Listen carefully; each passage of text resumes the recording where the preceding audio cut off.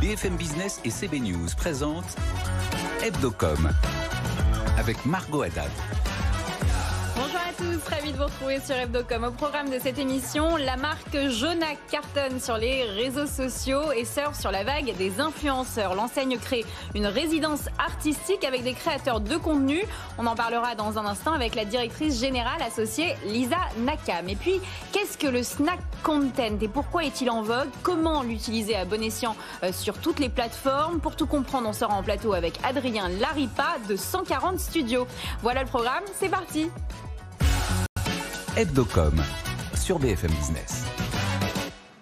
Et dans le Focuscom, on va parler de Jonac et je suis avec Éric Ziangiaoui qui est avec moi en plateau comme d'habitude. Éric, c'est une marque que vous connaissez bien, Jonac? Oui, c'est une marque avec qui on travaille depuis longtemps. Ça fait partie des premières marques qui nous ont fait confiance sur le digital avec Zionc. Et je suis ravi de faire cette dernière avec Lisa. Allez, c'est l'heure du Focuscom. BFM Business, Hebdocom, le Focuscom. Et nous sommes en plateau avec Lisa Nakam, la directrice générale associée de Jonac. Bonjour. Bonjour. Alors, dites-moi, par rapport à Jonac, comment on fait pour rafraîchir une marque qui a près de 57 ans d'existence, si je dis bien, c'est bien ça? Ouais, 57, exactement. Donc on va écouter ce qui se passe sur le marché. On va beaucoup regarder les femmes en général et nos clientes plus particulièrement. On va essayer d'en tirer des enseignements et puis on va aussi utiliser tout ce qui se passe en termes de technologie, de data, pour moderniser la marque et pour faire en fait de ces 57 ans d'existence une force, une richesse dans laquelle on va puiser au fur et à mesure du temps. Mais c'est quoi cette clientèle, cette nouvelle clientèle qui vous fait confiance? Ça va être donc nos clientes historiques qu'on continue de suivre au fur et à mesure du temps, puis du recrutement chez des nouvelles clientes de plus en plus jeunes. Donc on va, alors Jonac a énormément utilisé les réseaux sociaux, ce qui nous a permis de puiser donc dans un cœur de cible beaucoup plus jeune, donc sur du 18-25 notamment, qu'on ciblait beaucoup moins à l'époque. Et ces clientes-là, on les a targetées via donc Instagram, via TikTok très tôt. C'est des paris qu'on a pris au tout début, au démarrage, et qui nous permettent aujourd'hui de parler vraiment à une typologie de clientèle différente via des réseaux sociaux différents et de s'adresser vraiment de la façon la plus proche possible à chacune de nos clientes. Éric? Justement, je sais que vous êtes extrêmement suivi sur les réseaux sociaux. Pourquoi vous êtes la première marque, une des premières à être allée sur TikTok par exemple? Oui. Qu'est-ce que vous en avez retiré? Quelle est votre stratégie un peu digitale là-dessus? Alors, donc, pour Jonac, l'idée, c'est souvent de tester. Aujourd'hui, l'avantage du digital, c'est qu'on peut faire plein de choses.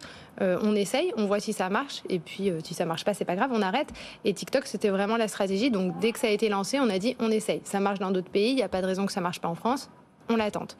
Ça nous a permis de recruter beaucoup de personnes plus jeunes, tout en s'adressant à elles donc avec un message un petit peu différent, parce qu'on ne parle pas de la même manière à une jeune fille de 18 ans qu'on parle à une dame de 50. Donc les réseaux sociaux, c'est vraiment là-dessus qu'on a et bientôt la mixité, je sais, chez Jonac, qui arrive. Aussi, exactement. Donc, alors là, c'est en exclusivité, mais effectivement, une collection female, donc homme-femme, pour l'hiver. C'est-à-dire que vous aurez des C'est-à-dire que je pourrais avoir des chaussures Jonac. C'est-à-dire que voilà, et vous pourrez. Mais est-ce que ce sont des chaussures qu'on peut mettre aux hommes autant qu'aux femmes? Alors, en fait, vous avez à chaque fois les modèles sont déclinés en femmes en pointure femme et en pointure homme, et en fait, c'est des modèles un petit peu unisexes qui peuvent être aussi bien portés par des femmes et par des hommes, et que vous pouvez même porter avec votre amoureux si vous avez envie. Enfin voilà. Et dites-moi, mais cette stratégie publicitaire, elle se base uniquement sur le digital? Non, pas uniquement. Le digital, c'est le relais principal, forcément, puisqu'aujourd'hui, c'est quand même... la plupart du temps passé par les gens, il est sur le digital. Donc oui, effectivement. Après, il n'y a pas que ça. Aujourd'hui, l'idée pour nous, c'est vraiment d'utiliser le digital à la fois pour faire connaître la marque, pour faire connaître tout ce qu'il y a autour de la marque, parce qu'aujourd'hui, je pense qu'on n'a plus envie simplement de nous vendre un produit. On a envie de tout ce qu'il y a autour, de découvrir un petit peu l'univers, le lifestyle, etc. Et en fait, c'est un petit peu ça qu'on essaye de faire. À quoi ça ressemble un post TikTok chez Jonac? Alors, ça peut ressembler à plein de choses et justement, je pense que c'est là qu'il y a de la richesse. L'idée, c'est vraiment... C'est comme un poste de copine, en fait. Quand vous suivez un compte, vous pouvez avoir à la fois des bons plans sur une idée de restaurant, vous pouvez avoir évidemment des produits Jonac, des shootings, mais vous pouvez avoir votre horoscope, avoir tout plein de choses. L'idée, c'est vraiment d'utiliser le réseau comme un média et non plus simplement comme un catalogue.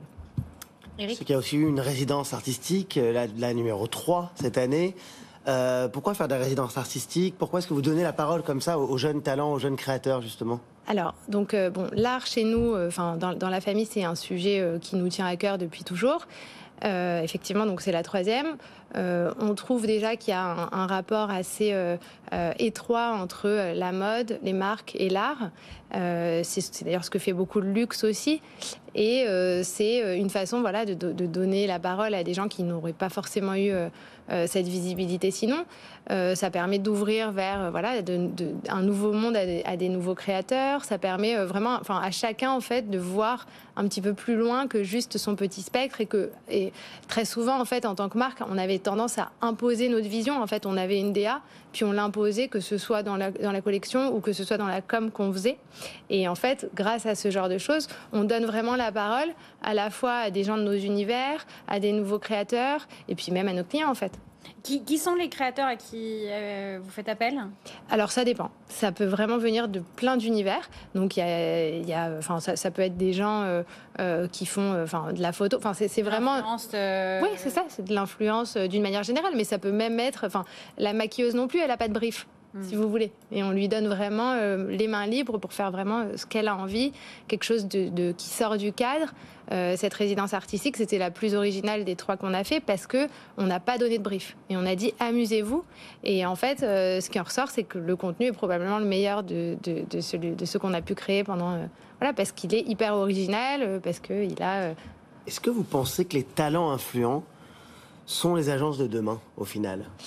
Parce que quand on voit tout ce qu'ils sont capables de faire... Et personnellement, oui. Parce que je sais, par exemple, vous faites des shootings photos à l'étranger avec des talents sans passer... Complètement, sans plus avoir besoin de passer par... Effectivement.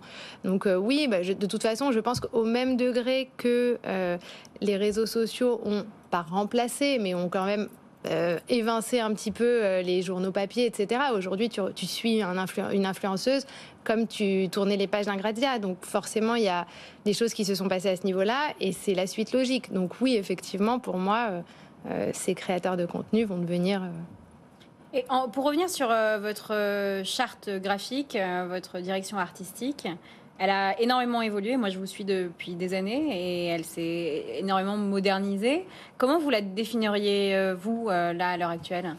Alors, comme vous dites, elle a évolué, mais dans le fond, donc, on a gardé notre ADN qui était à la base français, très parisien, qui était peut-être un peu plus classique. Vraiment, on a quand même essayé beaucoup de la moderniser. Mais ensuite, vraiment, tout se joue sur l'écoute de la femme. Et c'est un peu là-dessus... qu'on essaye de communiquer. Et donc, en vrai, la direction artistique n'a pas tellement changé. C'est juste qu'en fait, on fait des focus sur différentes parties. Et donc, ce que vous allez voir dans la communication, c'est simplement que comme on fait beaucoup plus de shooting qu'avant, vous avez beaucoup plus de support, beaucoup plus de contenu pour exprimer tout ça. Mais après, je pense que dans le fond, c'est exactement la même chose qu'il y a 50 ans. Les femmes, aujourd'hui, elles sont... il y a énormément de diversité. Et même au sein d'une seule femme, il y a aussi beaucoup de diversité. On a tout envie de porter, je sais pas, un escarpin à haut talon. Et puis, une heure après, on a envie d'être en basket. Margot en est la preuve. Et de ne pas avoir mal aux pieds, surtout. Aussi. Et voilà, mais c'est la richesse de... Enfin, je trouve que c'est la richesse de notre produit, en fait. C'est justement de parler à toute cette diversité de femmes.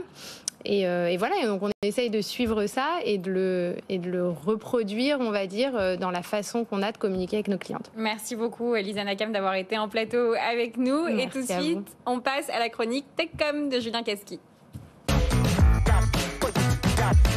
BFM Business, Hebdocom, TechCom. Bonjour Julien. Bonjour Margot. Alors après la décision de la Cour suprême de mettre fin à l'avortement comme un droit constitutionnel, on a vu un vent de colère d'une partie de la société américaine, mais aussi de plusieurs marques de la tech et de la communication. Microsoft, Netflix, Apple, Amazon, Tesla, toutes les entreprises de la tech se sont mobilisées contre cette décision de la Cour suprême.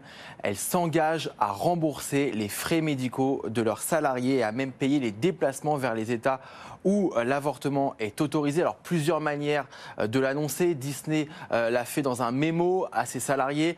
Amazon par l'intermédiaire d'un porte-parole. Il y a même des patrons sur les réseaux sociaux qui se sont engagés personnellement contre cette décision. C'est le cas de Jeremy Stoppelman qui a tweeté, le patron de Yelp.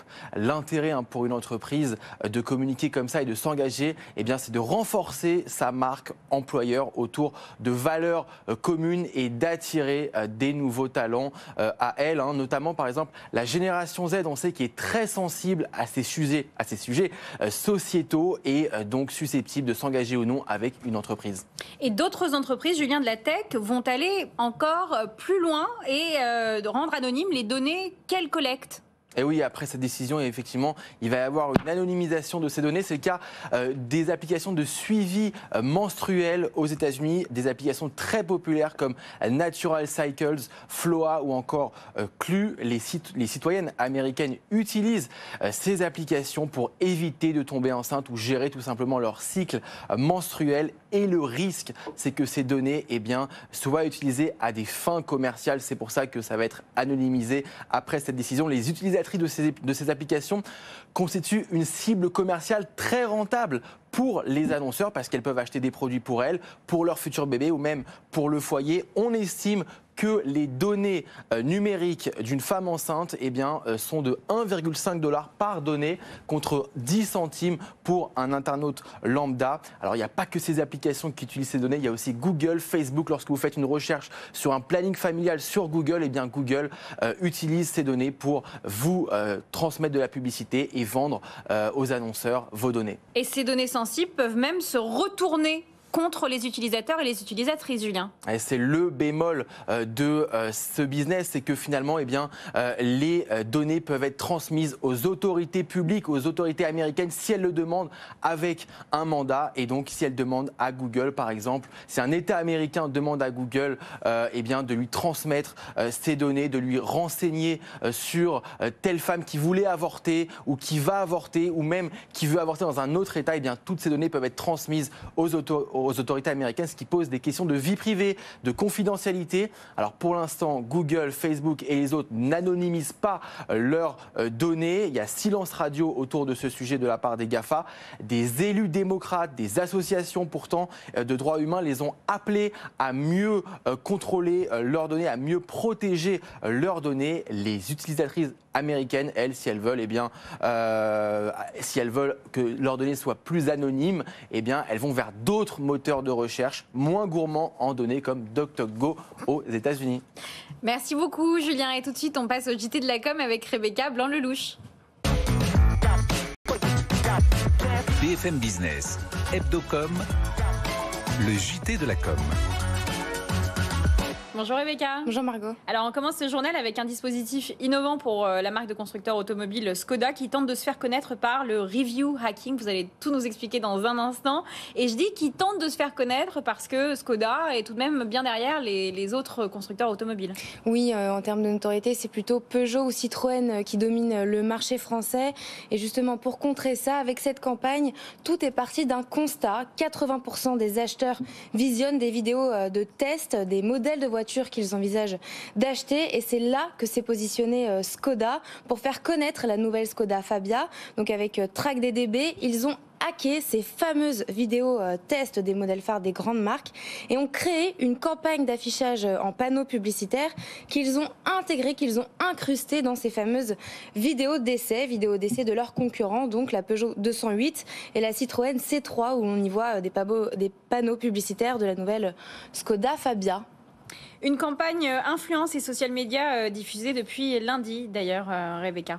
Après la décision de TF1 de céder le trading desk GAMD, le groupe a annoncé mardi qu'il se séparait aussi d'Unify, son activité Publishers, au groupe Reworld Media. Oui, et tout ça permettra à Reworld Media de récupérer tout de même 12 marques digitales, comme par exemple Au Féminin, Marmiton, Doctissimo ou encore Minute Buzz, et des activités de production audiovisuelle, sociale et influence, et la régie pub Unify Advertising. TF1 se sépare donc d'Unify juste après s'être séparé de Gamed, revendu cette fois au fonds HLD. Une pierre, trois coups donc, puisque le fonds HLD vient également de récupérer l'agence de médias conseil Repeat, et Game plus Repeat et égalera à BG Group, société qui se consolide et qui va compter près de 200 salariés pour un chiffre d'affaires de quelques dizaines de millions d'euros à l'année. Et ce mardi, l'association des journalistes médias a reçu Damien Bernet, directeur du développement de Netflix France, pour revenir sur les enjeux de la plateforme de plus en plus challengés, Rebecca.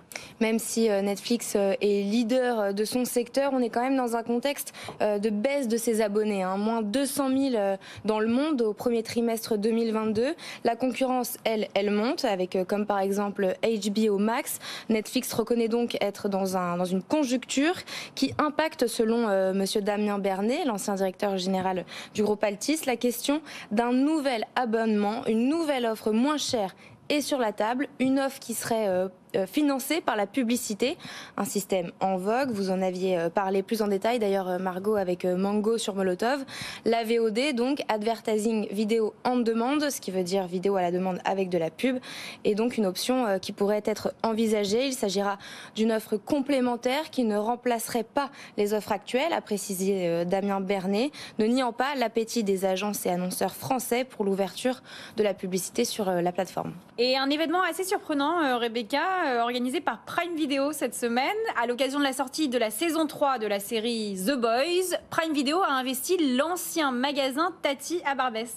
Oui, juste pour ceux qui ne connaissent pas la série The Boys sur Amazon, c'est une série d'horreur assez gore, une série phénomène. Et donc effectivement, avec l'agence Hérésie et Prime Video, ont pris d'assaut l'ancien magasin Tati pour faire vivre à leurs fans et aux créateurs de contenu une expérience immersive un peu trash. Ça s'appelle le Human Puzzle. C'est un parcours d'1 heure avec une reconstitution d'un corps humain explosé en morceaux et répartis dans le magasin.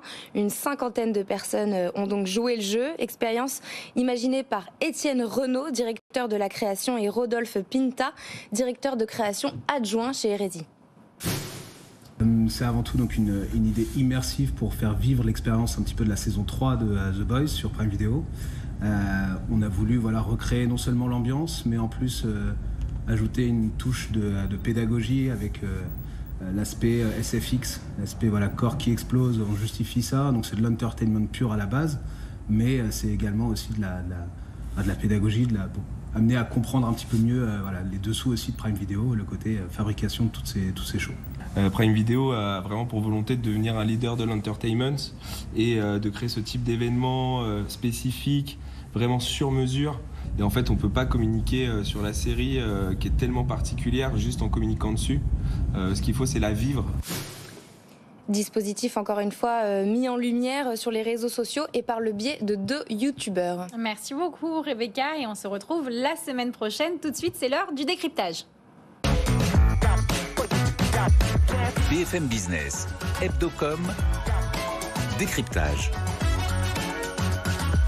Et on va parler d'une tendance qui cartonne, c'est le snack content. Je suis en plateau avec Adrien Laripa, directeur général de 140 Studios. Bonjour Adrien. Bonjour. Alors tout d'abord, avant de rentrer dans le vif du sujet, qu'est-ce que le snack content ? Alors le snack content, c'est un terme un peu générique qui va désigner tous les petits contenus qui ont une durée de vie assez courte en fait et qui du coup ont besoin d'être produits de manière très agile et aussi très économique. Donc snack du côté d'un encas quoi. Exactement, s'il y a un parallèle avec la food si on veut et du coup par rapport à un vrai gros repas, on peut dire qu'il y a le petit snacking qui représente ce qu'on va grignoter de temps en temps et qui aujourd'hui si on parle de vidéo représente une grosse partie de la consommation des gens. Alors justement, le snack content, c'est que de la vidéo ? Alors, c'est principalement de la vidéo. Aujourd'hui, le contenu consommé sur mobile, c'est plus de 83% de la vidéo en temps passé. Donc, ça représente une grosse partie de l'attention. Donc, on peut dire que oui, c'est quand même principalement de la vidéo. Ouais. Et vous vous êtes spécialisé là-dedans. Pourquoi on se spécialise dans le snack content ? Alors, on se spécialise là-dedans pour 2 raisons. La première, c'est que le besoin du côté des marques a vraiment explosé. Et la deuxième, c'est aussi parce que des agences traditionnelles traditionnels sont pas forcément équipés, câblés pour répondre à cette demande-là. Donc les marques, elles ont besoin de plus de contenu comme ça parce que les usages que les réseaux sociaux ont imposés finalement font que la durée de vie des contenus, comme je disais tout à l'heure, elle est de plus en plus courte et du coup il y a une conversation en fait qui s'organise avec les communautés de ces marques-là, et donc elles ont besoin de produire régulièrement plein de contenus. Donc elles ont besoin d'agences qui vont être super réactives, qui vont pouvoir produire super vite du coup et pas trop cher, ce qui est pas du tout l'habitude. C'est ça que j'allais vous demander. Donc ça veut dire forcément petit budget. Exactement, plutôt petit budget. Et en fait, pour vous raconter l'histoire de 140, ce qui s'est passé, c'est que moi j'étais du côté de l'annonceur. J'avais un ami qui avait monté une grosse agence de pub et je lui ai dit mais est-ce que tu peux pas me produire les contenus dont moi j'ai besoin, mais qui doivent me coûter quelques milliers d'euros, enfin de 1000, 2000 euros par vidéo. Et lui était incapable de produire ça. Donc je lui ai dit, est-ce qu'il serait pas temps de monter cette offre-là? Pourquoi? Parce que c'est pas assez intéressant financièrement de produire ce genre de contenu pour eux? Alors c'est juste que c'est une autre organisation. Du coup, quand une agence traditionnelle, elle est organisée avec des chefs de projet, des directeurs de clientèle, des gens qui vont travailler en fait pour construire des grosses campagnes qui vont prendre des mois à être construites pour une prise de parole qui va être peut-être une, deux, maximum quelques fois dans l'année. À l'inverse, là, on a besoin de gens qui vont avoir des idées, qui vont rebondir sur l'actualité. On va proposer la marque. En général, on bosse de manière très proche avec les équipes de com et de market de ces marques-là. Et en fait, on va essayer à chaque fois de trouver des nouvelles choses à raconter autour de la marque. Et puis, on va produire rapidement, on va les fournir. Ils vont être diffusés, ça marche plus ou moins bien, et puis ensuite on passe à autre chose. Voilà, c'est un espèce de cycle beaucoup plus rapide pour les marques. Qu'est-ce qu'attendent vos clients sur ce type de contenu, justement? Alors, elles attendent... passer Pourquoi est-ce qu'ils ont besoin de snack content, justement? Alors, elles en ont besoin parce que, comme je disais, je pense qu'il y a historiquement une prise de parole des marques qui était, on va dire, à la télévision, au cinéma, en affichage, en print, et tout en bas, pour la transformation, des bons de réduction en magasin, si je caricature un peu. Aujourd'hui, en fait, cette conversation, elle a lieu tout le temps, et donc ils ont besoin de tout le temps prendre la parole. Et souvent, la façon de prendre la parole, elle a besoin d'être quand même souvent pédagogique, on va dire. Il y a des choses à raconter, et puis il y a une image de marque quand même à maintenir, à préserver, avec des valeurs, avec toute une série de choses qui représentent le territoire de la marque. Et ça, ils ont besoin quand même d'avoir des agences qui les accompagnent pour pouvoir produire des contenus dans cette modalité-là, mais en respectant les valeurs et le territoire de la marque. Mais justement, pourquoi ça évolue? Pourquoi vous pensez que les marques ont besoin de communiquer tout le temps maintenant? Alors, elles ont besoin parce que tout simplement, les usages ont évolué. C'est-à-dire qu'avant, on regardait la télé quand on rentrait chez nous. Aujourd'hui, on a la télé dans la poche. Ça s'appelle un téléphone portable. Et on est tout le temps sur Facebook, sur Insta, et encore plus sur TikTok et sur Snap. Donc, comme les gens sont présents sur ces écrans et ils sont présents sur ces plateformes, les marques ont besoin d'être là où leurs clients sont, et donc elles ont besoin de s'adapter aux usages que représentent ces plateformes et ces devices. Mais comment on crée du snack content en fonction des plateformes? Est-ce qu'il y a des règles Alors il y a plein de petites règles. Alors il y a des règles qui sont des règles, on va dire, assez évidentes. Par exemple, je vais prendre l'exemple des safe zones. Quand vous regardez un écran vous regardez une vidéo sur Instagram par exemple, ou sur Snap ou sur TikTok, vous allez avoir plein de petits boutons qui représentent les interactions sociales, les réactions, les titres, etc., qui vont représenter plein de petits éléments qui ne doivent pas venir interférer avec le contenu de la vidéo. Donc typiquement, quand on monte une vidéo pour un réseau social, il faut qu'on anticipe tout cet environnement qui va être là. Par exemple, des exemples d'éléments? Des exemples d'éléments, par exemple, si vous regardez sur TikTok, vous allez avoir la barre en bas à droite, vous allez avoir une barre avec le like, les commentaires, la sauvegarde aussi d'une vidéo. Et en fait, tout ça, c'est des boutons d'interaction. Si jamais vous avez une partie de votre contenu qui est derrière ce bouton-là, typiquement des choses écrites, ça va cacher votre message et du coup, ça va gâcher et ça va perturber la performance de ce contenu-là. Donc en fait, il y a plein de petites best practices comme ça qui sont soit des contraintes techniques comme celles que je viens d'expliquer, puis il y a des choses qui sont plus culturelles, qui sont des usages, quoi. Justement, en parlant de performance, comment est-ce qu'on peut faire pour qu'un contenu devienne viral? Est-ce que vous avez 3 astuces? Alors, il y a pas de secret sauce, sinon je pense que tout le monde le ferait évidemment. Mais ce que je trouve intéressant, c'est la viralité, c'est évidemment le Graal, c'est ce que tout le monde recherche. Il y a énormément de choses qu'on peut faire pour essayer d'y arriver, et c'est aussi pour ça qu'on est là, pour essayer d'accompagner les marques en fonction de leurs objectifs évidemment et en fonction de ce qu'ils ont comme secteur d'activité. Mais on va dire qu'il y a plein de petites best practices qu'on peut suivre. Ce que je trouve intéressant, moi, sur la viralité, aujourd'hui, en termes d'opportunités, au-delà des best practices, c'est ce que fait TikTok. C'est-à-dire que on a eu quand même longtemps une recherche de la viralité sur des réseaux comme Insta, Facebook, globalement le groupe Meta ou sur Snap, et c'était souvent contraint par le fameux algorithme dont on ne comprend pas le fonctionnement et avec la terreur de mal faire et que l'algorithme nous déteste et que d'un seul coup on soit déréférencé, qu'on n'y arrive plus. Moi j'ai le souvenir, mais encore une fois en tant qu'annonceur j'avais ce comportement-là aussi et au final c'est quand même un peu au détriment de la créativité et ce qu'amène TikTok aujourd'hui c'est ils se présentent comme entertainment first et ils sont en fait agnostiques du point de vue de l'émetteur. Donc ce qui les intéresse c'est le message. Donc en fait en tant qu'utilisateur je peux créer un compte demain, créer un contenu, s'il fonctionne et que l'algorithme considère qu'il est de qualité, il peut faire des millions de vues. Ce qui était assez inédit, ce qui n'existait pas avant. Donc de ce point de vue-là, en fait, je pense que la recherche de la viralité et les bonnes pratiques, c'est d'essayer plein de choses, d'être très créatif et après de regarder quand même ce qui se fait et regarder ce qui fonctionne pour essayer de détecter quels sont les petits éléments qu'on va pouvoir réutiliser dans ses propres contenus. Merci beaucoup Adrien Laripa d'avoir été en plateau avec nous et nous on se retrouve la semaine prochaine pour un nouveau numéro d'Hebdocom. À bientôt. Voilà. Hebdocom sur BFM Business.